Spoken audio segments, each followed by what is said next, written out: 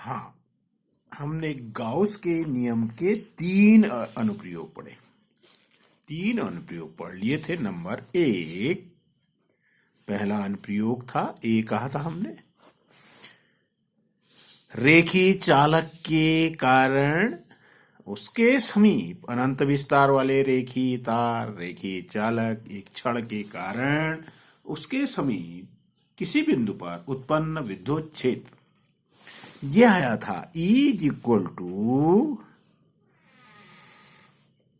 1/2 epsilon 0 lambda upon R। उसके बाद दूसरा हमने पढ़ा, अनंत विस्तार वाली पतली शीट चादर अचालक शीट के समीप किसी बिंदु पर विद्युत क्षेत्र की तीव्रता। ऐसी शीट ली थी जिस पर आवेश Q था, थिन शीट थी जिस पर चार्ज था प्लस Q। तब हमने उसके पास किसी पॉइंट पे इलेक्ट्रिक फील्ड इंटेंसिटी निकाली थी, E इज इक्वल टू कितना, E इज इक्वल टू ये आ गया था, E is equal to sigma upon 2 epsilon not K. Medium होगा तो के।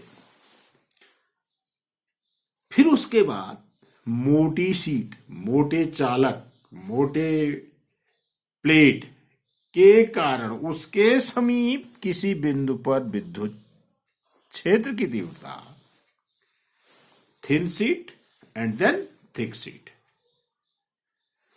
E इज इक्वल टू कितना आ गया था। ये सब महत्वपूर्ण एप्लीकेशंस हैं, सब चाहिए हमको। इसका दुगुना कितना, सिग्मा अपॉन एप्सिलॉन नॉट के। अब हम चौथा एप्लीकेशन पढ़ते हैं, गोलीय कोष डी। क्या, गोलीय कोष पढ़ते हैं भाई, अचालक, चालक भी ले सकते हैं परंतु अचालक लीजिए। गोली अचालक, अचालक गोलीय कोष के कारण विद्युत क्षेत्र की तीव्रता कहां कहां निकालेंगे, उसके आसपास, उस गोली के कोष के बाहर, गोली कोष के पृष्ठ पर और गोली कोष के अंदर, इतनी जगह निकालेंगे। Electric field due to short में लिख देते हैं,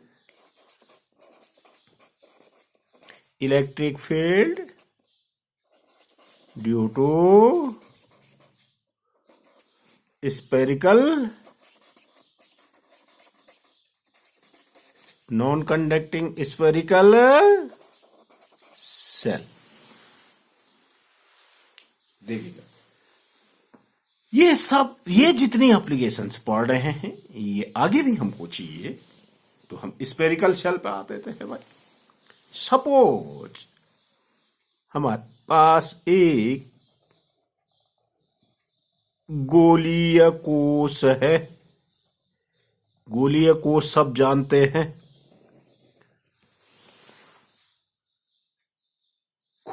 मतलब खोखला गोला हुआ, अंदर से खोखला हुआ। सपोज इसकी रेडियस है, ये रेडियस होगी स्मॉल r। इसको हम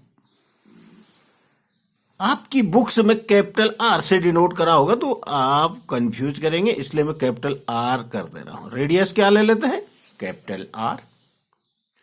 और इस स्पेरिकल सेल को हम चार्ज देते हैं। कितना चार्ज दे, Q। पॉजिटिव या निगेटिव। अभी मैं पॉजिटिव दे रहा हूं, कितना चार्ज दिया, पॉजिटिव चार्ज। माना माना गोलीय कोश की त्रिज्या आर व इसके पृष्ठ पर आवेश क्यू है, प्लस में है भाई, ऐसा मान लिया।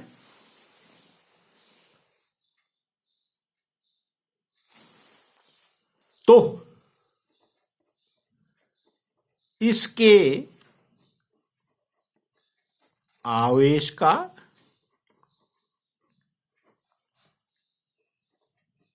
पृष्ठीय घनत्व, ये निकाल देते हैं क्या, sigma is equal to Q upon A. A का मतलब 4 पाई, सरफेस एरिया हुआ इसका 4 पाई आर स्क्वायर। नंबर 1, इसी को आप ऐसा भी लिख सकते हैं, Q upon 4 pi R square. Surface, ये फर्स्ट स्टेप हो गया भाई, स्टेप बाय स्टेप चलेंगे। अब देखिए, ये हमारा एक गोलीय कोश है, हमको गाउस की एप्लीकेशंस शो करनी है। इसके आसपास, यहां बाहर, या इसके सरफेस पे, या इसके अंदर क्या करना है, इलेक्ट्रिक फील्ड निकालना है। तो हम पहले बाहर चलते हैं, एक जनरल फार्मूला निकालते हैं। माना इसके केंद्र से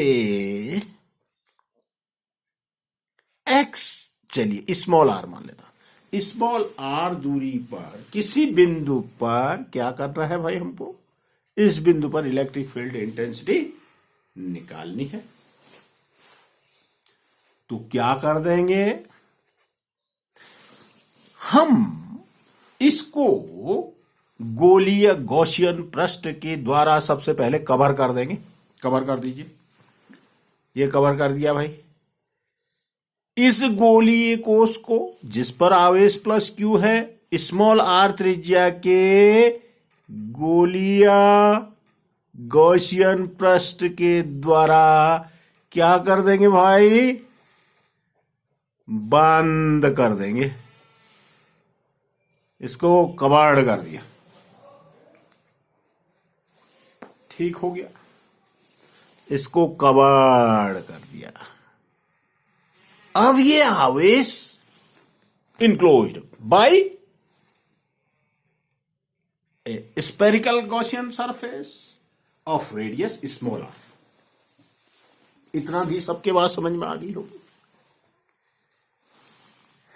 late us the radius of a spherical shell be r and the charge on its surface is q plus q. So the charge density of a spherical shell sigma is equal to q upon a, means q upon 4 pi r square. First step, आगे बढ़ते हैं ना। हमने जो Gaussian surface लिया है, Gaussian surface पे एक छोटा सा एरिया लेता हूं भाई, इतना area.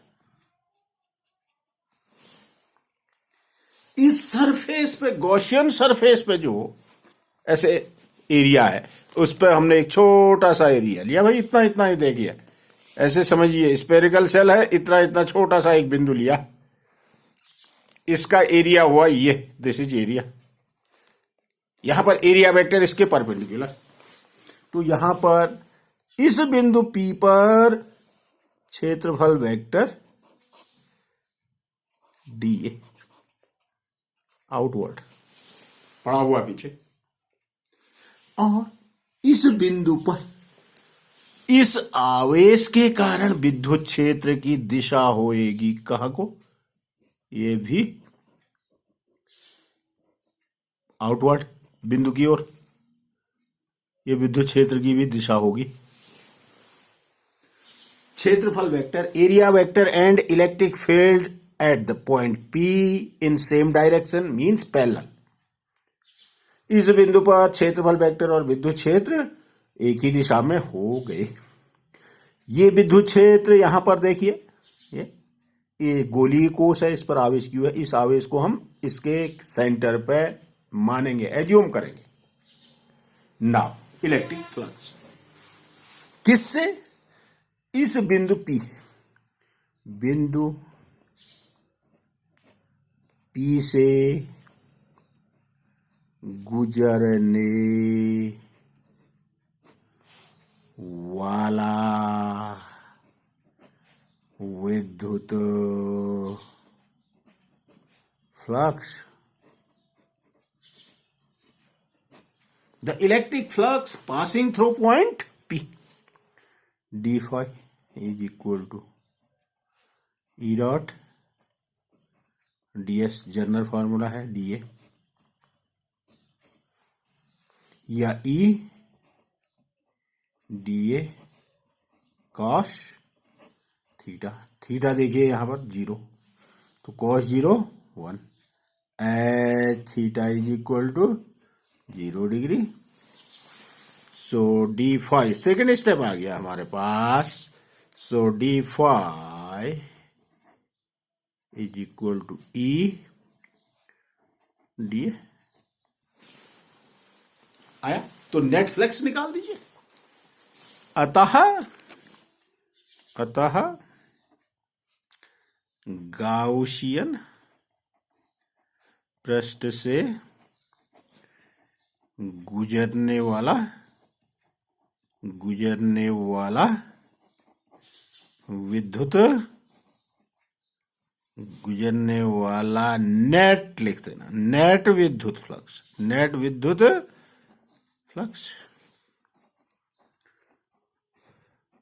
net electric flux passing through the Gaussian surface of radius small r, phi is equal to, इसका इंटीग्रल कर दीजिए, कितना, d phi is equal to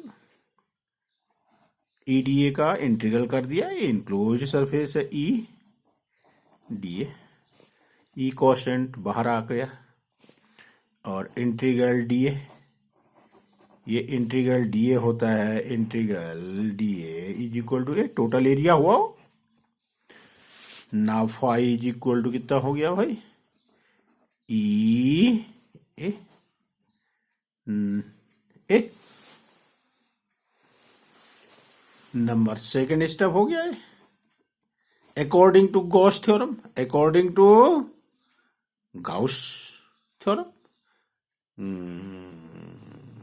Gauss के, इसका अर्थ हुआ गाउस के नियम से,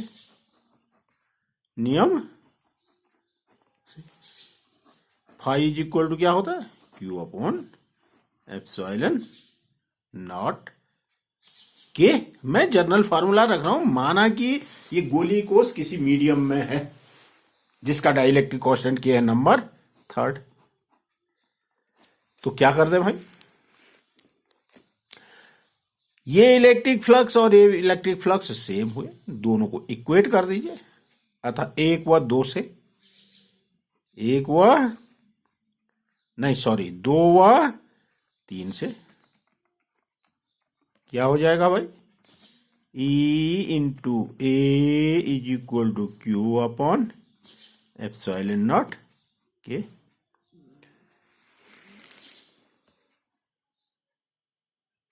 यहां ए क्या है, A is the area of total surface area of Gaussian surface. आप देखिएगा, so E is equal to, फिर आगे बढ़िए, E is equal to Q upon epsilon 0 के इंटू ए, और A है 4 pi small r square, value put कर दो इसमें, Q अपॉन एप्सिलॉन नॉट के 4 पाई स्मॉल r स्क्वायर। क्योंकि जो गॉसियन सरफेस है उसका एरिया है जी ए इज इक्वल टू कितना, 4 पाई स्मॉल r²। ठीक है। अच्छा, इसको थोड़ा अरेंज करके लिख देते हैं। कैसे लिख दें अरेंज करके? देखिएगा, ऐसे अरेंज करके ऐसे लिख दें भाई, ई इज इक्वल टू क्या, 1/4 पाई एप्सिलॉन नॉट के एक साथ लिख दीजिए, इंटू Q/r² एक साथ लिख दीजिए। ये जनरल फार्मूला आ गया भाई। अब देखिएगा, जरा एक्सप्लेन करते हैं डिटेल से। ये देखिए, ये गॉसियन सरफेस है, एक स्पेरिकल शेल था, उसको उस पे स्पेरिकल शेल के बाहर हमने एक पॉइंट लिया P एट ए स्मॉल r, और फिर हमने स्पेरिकल शेल को एक स्मॉल r रेडियस के गॉसियन सरफेस से कवर करा, और इस पॉइंट P पर हमने इलेक्ट्रिक फील्ड निकाल दिया कितना, 1/4 पाई एप्सिलॉन नॉट के Q/r²। अब इसमें 3 कंडीशन होंगी। नंबर 1, सेल के बाहर यदि बिंदु हो तब इलेक्ट्रिक फील्ड कितना होगा। दूसरा, सेल के सरफेस पे हो तब इलेक्ट्रिक फील्ड कितना होगा। और तीसरा, इनसाइड सेल हो तब इलेक्ट्रिक फील्ड कितना होगा। देखिएगा, नंबर 1, यदि बिंदु P गोलीय कोश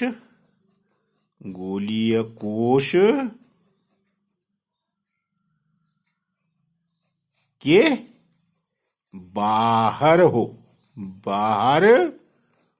तो इसका अर्थ हुआ small r is greater than capital R। Small r का मतलब जो हमने बिंदु लिया है, गोलीय जो कोश था उसके रेडियस से बड़ा है भाई। ये देखिए, स्मॉल r ये है और कैपिटल R ये है। यहां हमने कौन पॉइंट लिया है, ये small r is greater than capital R। Then तो E is equal to 1/4 pi epsilon not K Q/ small r ही रखोगे, मतलब जो फार्मूला निकाला है यही रहेगा। नंबर 2, इफ यदि बिंदु P गोलीय कोश के पृष्ठ पर हो तो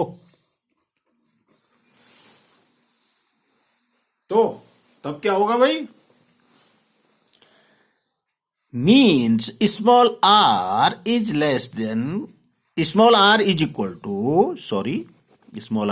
टू कैपिटल। देखिएगा चित्र डायग्राम, यदि ये बिंदु कहां आ जाए, सरफेस पे, तब स्मॉल r को हमने छोटा करा कहां, सरफेस पे ले आए। Small r is equal to capital R, इस सेल की रेडियस के बराबर। तो उस जर्नल फार्मूले में इसमें स्मॉल r के बदले क्या रख देंगे, capital R। Then E is equal to 1/4 pi epsilon naught Q/K भी लिख दीजिए फार्मूला जर्नल, कैपिटल R²। यहां पर 4πr² को सिग्मा भी लिख सकते हैं, नहीं सॉरी ए भी लिख सकते हैं, Q/A। तब ये ऐसा हो जाएगा, आप ऐसा ही रहने दीजिए। यहां 4πr² is equal to surface area of the sphere हुआ, स्पेरिकल शेल हुआ। तब इसमें E इज इक्वल टू ये आ जाएगा कितना, क्यू अपॉन 4πr² के बदले क्या लिख दोगे, एप्सिलॉन 0 के ए लिख दोगे, और क्यू अपॉन ए के बदले क्या लिख दोगे, sigma then E is equal to, ऐसा भी लिख सकते हैं, मतलब sigma upon epsilon not K, क्योंकि Q upon A is equal to sigma charge density होता है भाई, और सरफेस चार्ज डेंसिटी होता है। नंबर थर्ड,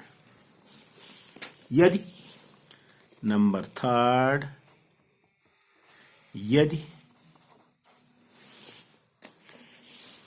बिंदु P गोलीय कोश के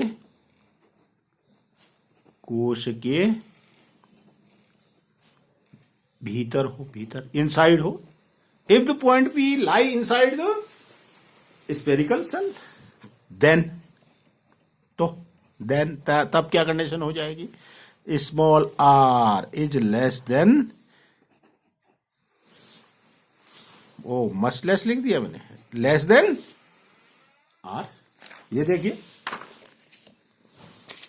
स्मॉल r, इस पॉइंट को कहां लाएंगे, इनसाइड सेल, तब स्मॉल r माना यहां ले आए, ये स्मॉल r हो जाएगा, फिर small r is less then capital R।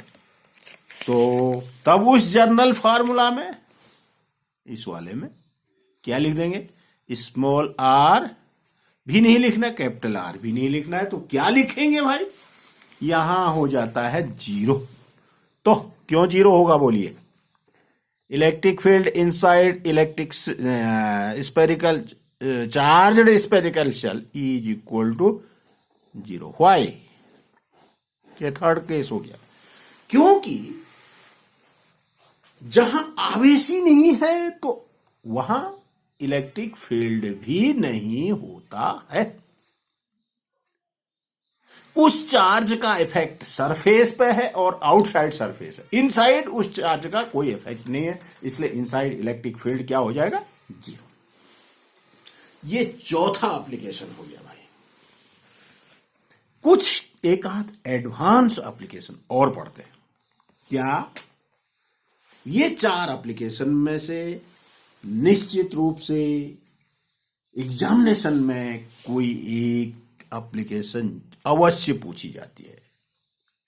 अब थोड़ा सा एडवांस, जिसका हम आगे भी यूज करेंगे, क्या मैं इसको 5वां कह दे रहा हूं, ABCDE कह देता हूं, 5वां एप्लीकेशन भी मान सकते हैं इसको। ये एप्लीकेशन है नहीं एक्चुअली, परंतु ये आपको आगे चाहिए जब आप पैरेलल प्लेट कैपेसिटर पढ़ेंगे, समांतर पट्टिका संधारित्र पढ़ेंगे, वहां चाहिए।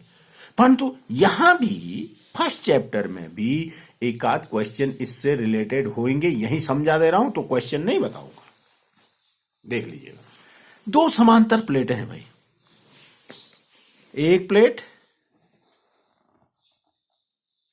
और दूसरी प्लेट। इस प्लेट, अच्छा चलिए, इससे कुछ दूरी पर एक दूसरी प्लेट रख दी भाई, इससे कुछ दूरी पर एक दूसरी प्लेट है भाई,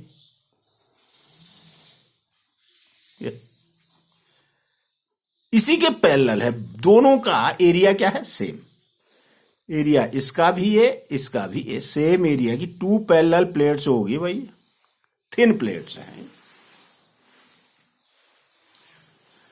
इस प्लेट को, इनके बीच की डिस्टेंस मान लेते हैं, कुछ है इनके बीच की डिस्टेंस। अब देखिएगा, इस प्लेट को सपोज हमने पॉजिटिव चार्ज दिया, तो ये दूसरी प्लेट इसके क्लोजर है, इसके नजदीक है, तो इसके इस पृष्ठ पर क्या आ जाएगा, भीतरी पृष्ठ पर उतना ही नेगेटिव चार्ज। ये थिन होगी तो नेगेटिव ही रहेगा, बाहर भी अंदर भी। ऐसे हैं ये, ऐसे प्लेट्स है, पैरेलल प्लेट्स, थिन मान रखी है हमने। इसको पॉजिटिव चार्ज दे रहे हैं तो इसके इनर सरफेस पर उतना ही नेगेटिव। यदि ये मोटी होंगी, तब आउटर पे अपोजिट जाएगा, पॉजिटिव भी जाएगा, मतलब इसके बराबर पॉजिटिव जाएगा। यदि थिन होगी तो इस पे भी निगेटिव रहेगा। इसको अर्थ कर देना, या अभी ऐसा कुछ मत करिए। दो समांतर प्लेटें हैं, एक दूसरे के बीच इनकी डिस्टेंस क्या है, डी। अब हम एक पे चार्ज डेंसिटी पॉजिटिव है, दूसरे पे चार्ज डेंसिटी कितनी है, निगेटिव, मतलब चार्ज क्यू अपॉन ए, इस पे पॉजिटिव चार्ज डेंसिटी हुई, इस पे निगेटिव चार्ज। अब इनके बीच एक इनसाइड एक पॉइंट पी है, और एक ये पॉजिटिव प्लेट के आउटसाइड एक पॉइंट पी डैश है, और एक पॉइंट इस नेगेटिव प्लेट के आउटसाइड पी डबल डैश है। तीन बिंदु ले लिया भाई मैंने, समझिएगा, बुक में क्वेश्चन भी होगा। तो inside number 1, inside electric field बताइए। आउटसाइड पॉजिटिव प्लेट के यहां कितना, किसी पॉइंट पे कितना इलेक्ट्रिक फील्ड होगा बताइए।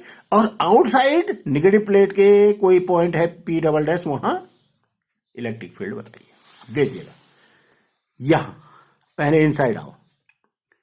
इनसाइड एट पी, देखिए इस धन आवेशित ऋण आवेशित प्लेट को छोड़ दीजिए एक सेकंड के लिए।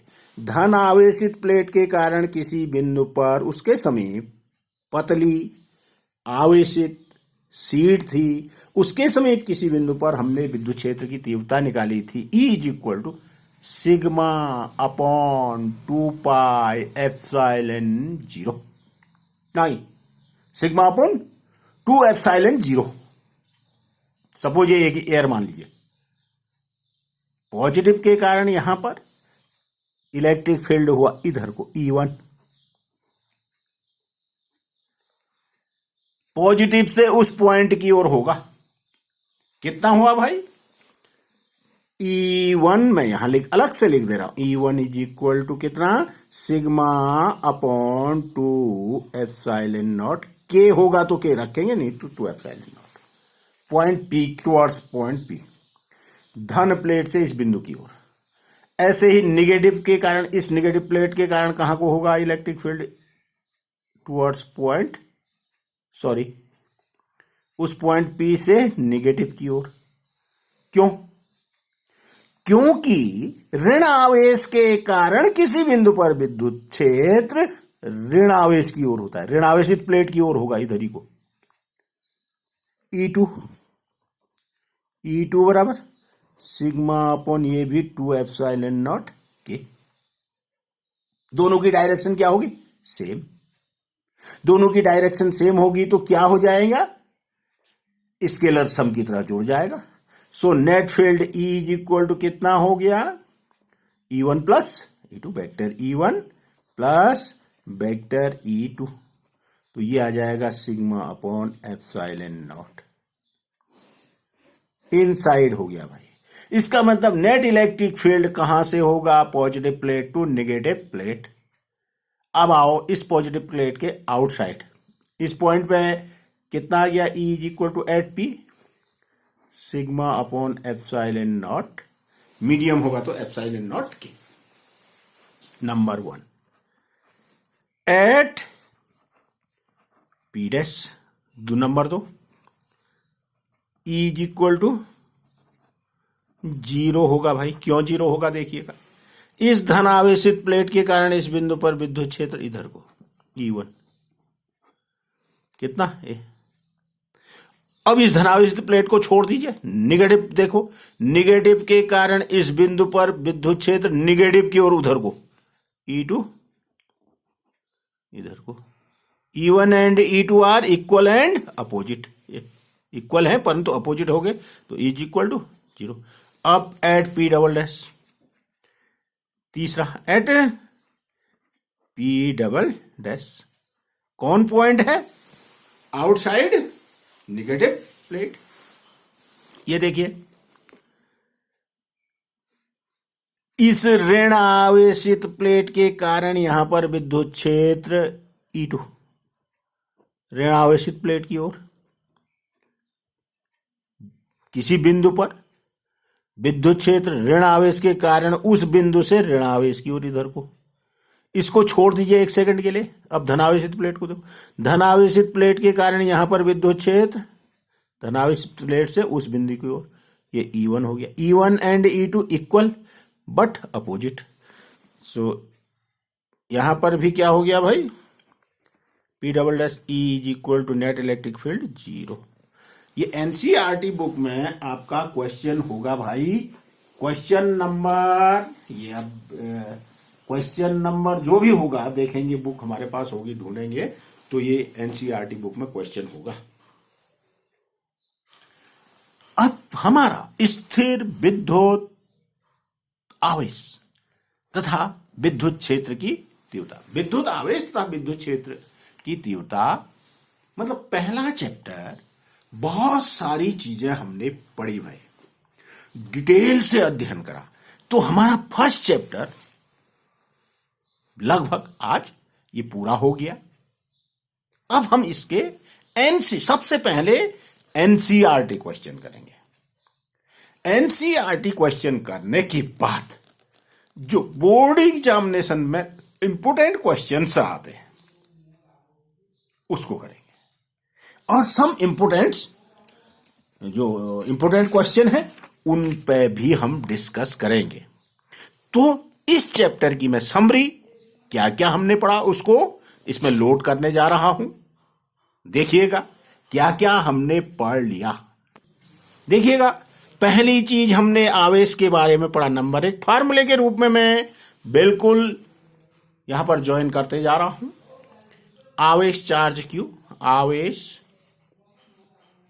कितना आवेश हमने पढ़ा, Q is equal two plus और माइनस N इंटू E। इसका हमने डिटेल से स्टडी किया, अब इस पे बार बार बोलना ठीक नहीं है। नंबर 1 चीज, फॉर्मूले के रूप में हमने क्या क्या चीजें पढ़ी है। दूसरी चीज पढ़ी हमने फॉर्मूले के रूप में, बीच में बहुत सारी चीजें, आवेश, आवेश का प्रकार, मात्रा, SU, EHU unit, EMU unit, CGS unit और एमकेएस यूनिट, एसआई यूनिट, ये सब चीजें। उसकी प्रॉपर्टीज में एक हमने बहुत ही महत्वपूर्ण चीज पढ़ा, कूलाम का नियम। इस पे भी हमने डिटेल से डिस्कस करा भाई। दो आवेशों के बीच लगने वाला बल मीन्स विद्युत बल, ये था 1/4 पाई एप्सिलॉन नॉट के Q1 Q2 upon R²। Number 2 फॉर्मूले के रूप में दूसरी चीज पढ़ी है। आगे बढ़िए। फिर इसी के साथ साथ हमने बहुत सारा कंपैरिजन करा था विद्युत बल का गुरुत्वाकर्षण बल से, स्थिर विद्युत प्रेरण आदि आदि बहुत सारी चीजें पढ़ी थी। उसके बाद हम आए तीसरी चीज में, इलेक्ट्रिक फील्ड इंटेंसिटी। विद्युत क्षेत्र में विद्युत क्षेत्र की तीव्रता, विद्युत क्षेत्र की तीव्रता, इलेक्ट्रिक फील्ड इंटेंसिटी। एक फार्मूला यहां पर भी निकाला था हमने, क्या कह दिया था उसकी definition, E is equal to F/Q0। Unit test positive charge पर जो नेट इलेक्ट्रिक फोर्स लगता है वो होता है इलेक्ट्रिक फील्ड इंटेंसिटी की डेफिनेशन। नंबर फार्मूले की तीसरी चीज पड़ी भाई। और इसी से यदि हम किसी चार्ज पार्टिकल को विद्युत क्षेत्र में रख देंगे तो F बराबर Q0 इंटू E, इसी का यूज करेंगे, Q इंटू नंबर 3 डैश, वही चीज है, यही चीज है। विद्युत क्षेत्र में आवेश पर बल, चौथी चीज हुई है नंबर, विद्युत क्षेत्र में आवेश पर लगने वाला बल, आवेश पर बल, ये 3 डैश कह दिया मैंने फॉर्मूले के रूप में। उसके बाद बिंदु आवेश की 5वीं चीज फॉर्मूले के रूप में, किसी बिंदु, इन सब पे हम डिटेल से डिस्कस करें हैं, अब बार बार करने की जरूरत नहीं। बिंदु आवेश के कारण, बिंदु आवेश के कारण विद्युत क्षेत्र, विद्युत क्षेत्र। बिंदु आवेश था, उसके समीप किसी बिंदु पर आर दूरी पर विद्युत क्षेत्र की तीव्रता E इज इक्वल टू, ये सब वेक्टर क्वांटिटी है क्या, 1/4 पाई एप्सिलॉन नॉट के Q upon R square, R दूरी पर स्थित। ये नंबर चौथी चीज पड़ी विद्युत क्षेत्र की तीव्रता। और कई सारी चीजों पर डिस्कस करा था। इसके बाद हम आगे थे विद्युत क्षेत्र की तीव्रता के बाद हम किस पे आगे थे भाई, विद्युत द्विध्रुव। विद्युत द्विध्रुव के लिए भी कुछ फार्मूले हमने पढ़े थे। छठी चीज, विद्युत द्विध्रुव, विद्युत द्विध्रुव का विद्युत द्विध्रुव आघूर्ण, इलेक्ट्रिक डाइपोल मोमेंट पड़ा था number 1 Q into 2L। Number 5वीं चीज हो गई है। और विद्युत द्विध्रुव को एक समान विद्युत क्षेत्र में घुमा, पहले टॉर्क पड़ा था, कपल पड़ा, tau is equal to P E sine theta. Number 6ठी चीज होगी भाई। फिर वर्क पड़ा, विद्युत क्षेत्र में विद्युत द्विध्रुव को रोटेट कराएंगे तो वर्क निकाला था, जर्नल फार्मूला निकाला था P E cos theta 1 minus cos theta 2। विद्युत क्षेत्र की दिशा से यदि हम उसको थीटा कोण घुमा रहे थे तो PE into 1 minus cos theta 1 theta. Number 7वीं चीज। उसके बाद विद्युत द्विध्रुव की स्थितिज ऊर्जा भी पढ़ ली थी हमने। U इज इक्वल टू, अनंत से विद्युत द्विध्रुव को ला रहे थे इनसाइड इलेक्ट्रिक फील्ड, तो नेटवर्क जो हो रहा था किसी पोजीशन पे ला रहे थे, वो नेटवर्क था, वही उसकी पोटेंशियल एनर्जी कहलाती, माइनस पीई कॉस थीटा। उस पर डिटेल से हमने डिस्कस कराया, अब डिस्कस नहीं कराया। इस इलेक्ट्रिक डाइपोल के लिए फार्मूले के रूप में ये 4 चीजें पड़ी थी, dipole moment, torque, work and then potential energy. कितनी चीज होगी, 8 चीज। अब पहले मैं नोट कर रहा हूं, फिर देखिए इसमें इंपोर्टेंट चीजें क्या क्या होती हैं, फिर उस पर डिस्कस करेंगे। उसके बाद 7वीं चीज हमने पढ़ी, विद्युत द्विध्रुव की अक्षीय व निरक्षीय स्थितियों में विद्युत क्षेत्र। अक्षीय और निरक्षीय स्थितियों में विद्युत क्षेत्र पड़ा था। क्या पड़ा था भाई अक्षीय और निरक्षीय स्थितियों में विद्युत क्षेत्र? अक्षीय स्थिति में पड़ा था, अक्षीय और निरक्षीय।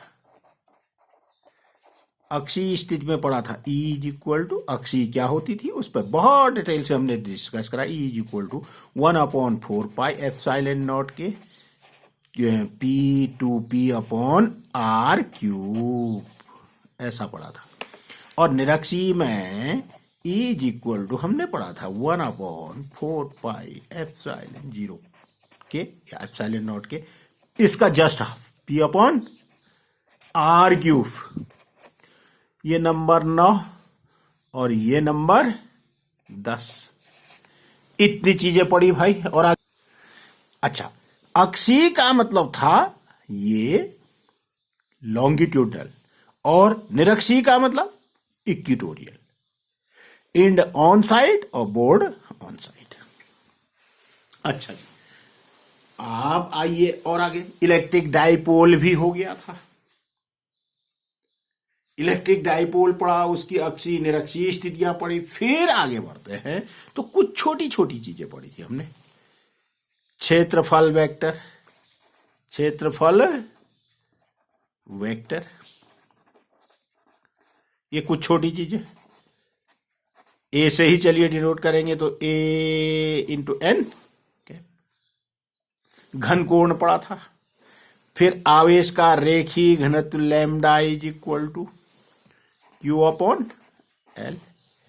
आवेश का पृष्ठीय घनत्व सिग्मा बराबर Q upon A. Charge in unit length, charge in unit area and charge in unit volume. 11वीं चीज, ये 12वीं चीज, ये 13वीं चीज, ये 14वीं चीज। फिर पढ़ा हमने इलेक्ट्रिक फ्लक्स। क्या? इलेक्ट्रिक फ्लक्स किसी तल से गुजरने वाली कुल विद्युत बल रेखाओं की संख्या फाई से, phi is equal to general formula vector E dot vector A, या यही बराबर E A cos theta A dot B is equal to A B cos theta. Vector A dot vector B बराबर A B cos theta होता भाई। ये general formula था भाई, ये वाला। या D phi is equal to, D phi is equal to E vector E dot vector D A, मतलब E D A cos theta. इस पे भी हमने डिस्कस करा था। चाहे आप ये कहिए, चाहे ये करिए, या डीएस के फॉर्म पे लिखिए। ये नंबर 15वीं चीज, ये भी पढ़ा भाई। और आगे पढ़िए, 15वीं चीज होगी। और आगे चलिए। उसके बाद हमने पढ़ा गाउस का नियम स्थिर विद्युतिकी के लिए। गाउस का नियम, गाउस का नियम था किसी बंद पृष्ठ से गुजरने वाला net flux phi is equal to Q upon या sigma Q upon epsilon naught. उस पृष्ठ के द्वारा घिरे हुए आवेश का 1/एप्सिलॉन 0। मीडियम यदि होगा तो के भी रख दोगे। ये नंबर 16वीं चीज। गाउस का नियम पढ़ा, गाउस का नियम पढ़ा, तो उसके बाद हमने इसकी एप्लीकेशन करी। अनंत विस्तार वाले रेखीय चालक के कारण विद्युत क्षेत्र। अगला ये हमने निकाल दिया था 1/2 एप्सिलॉन 0 के इंटू लैम्डा अपॉन आर। अनंत विस्तार वाले रेखीय चालक छड़ तार के समीप आर दूरी पर स्थित किसी बिंदु पर विद्युत क्षेत्र। नंबर 17वीं चीज पढ़ी। फिर उसके बाद थिन शीट पढ़ी। पतली चादर के समीप किसी बिंदु पर विद्युत क्षेत्र कितना निकाला था? सिग्मा अपॉन 2 एप्सिलॉन नॉट के। 18वीं चीज होगी। उसके बाद पड़ी मोटी शीट के कारण उसके आसपास, उसके समीप किसी बिंदु पर सिग्मा अपॉन एप्सिलॉन नॉट 19। और फिर गोलीय कोष के कारण विद्युत क्षेत्र पड़ा क्या? 1/4 एप्सिलॉन नॉट के क्यू अपॉन आर स्क्वायर। ये जर्नल फॉर्म निकाला और फिर इसके एक्सप्लेनेशन करा। Outside, at the surface, inside. ये 20 चीजें पड़ी भाई। देखो, एक एप्लीकेशन में से, अब एग्जाम में क्या क्या, एक एप्लीकेशन में से जरूर क्वेश्चन आता है भाई। गाउस के नियम से कुलाम का नियम, और कुलाम के नियम से गाउस का नियम, ये भी पूछा जाता है। बहुत इंपॉर्टेंट है, ये इंपॉर्टेंट है ही है भाई। एप्लीकेशन, गाउस लॉ सहित उसकी एप्लीकेशन, वेरी वेरी इंपॉर्टेंट। दूसरा देखिएगा, ये वेरी वेरी जो ये विद्युत द्विध्रुव की अक्षीय निरक्षीय स्थितियां हैं, ये भी एग्जामिनेशन में 3 मार्क्स का पूछा जाता है। अक्षीय या निरक्षीय स्थिति बहुत अच्छे से तैयार कर लेना। देखो, विद्युत द्विध्रुव को घुमाने में कार्य, यूनिफॉर्म इलेक्ट्रिक फील्ड में कार्य पूछा जाए, पोटेंशियल एनर्जी पूछी जाए, ये इस पे क्वेश्चन आए, ये भी मैंने उदासीन, स्थायी, अस्थायी, सब संतुलन की स्थितियां बहुत इंपॉर्टेंट, इस पे भी क्वेश्चन। 3 चीजें होगी। और चौथी चीज, ये बिंदु आवेश के कारण विद्युत क्षेत्र। ये डेरिवेशन जितने हैं भाई, ये सब इंपॉर्टेंट है, जिन पे मैं स्टार लगा रहा हूं। और कूलाम का नियम से रिलेटेड क्वेश्चन, कूलाम के नियम से रिलेटेड क्वेश्चन। ये हमारा चैप्टर खत्म। हमने कंटिन्यूअसली 9 दिन तक पढ़ा, 9 लेक्चर पढ़े, और नियरली एक लेक्चर हमारा एवरेज यदि लगाए तो लगभग 50 मिनट का बैठ रहा है। अभी हमारे क्वेश्चन नहीं हुए, एनसीईआरटी क्वेश्चन नहीं हुए भाई। अभी उसमें कितने लेक्चर लगेंगे, कितने दिन लगेंगे, मैं नहीं कह सकता हूं। तो 9 दिन पे हमारा बड़ी मुश्किल से, बहुत विस्तार से पढ़ा, हमारा एक चैप्टर खत्म हुआ।